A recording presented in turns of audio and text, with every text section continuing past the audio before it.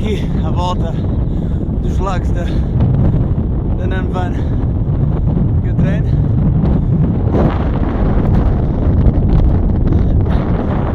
Ali é a casa do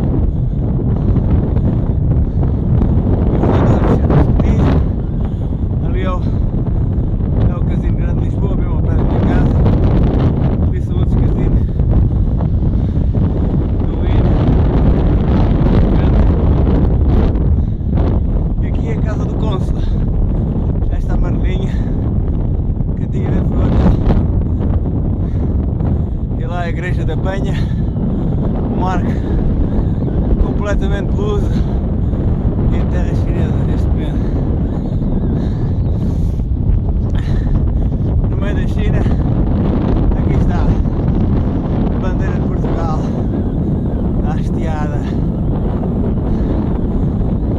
linda,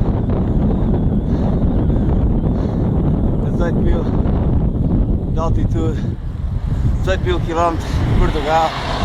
Vemos a bandeira de Portugal aqui. E agora, para terminar, a Torre de Macau e a Ponte Saibana, o landmark de Macau, uma torre igual, vizinha à Torre de Auckland.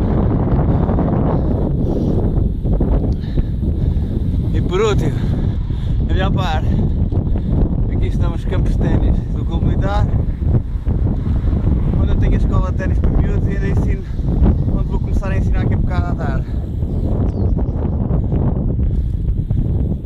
Enquanto isso, voltinhas de manhã. Ali está, Clube Militar.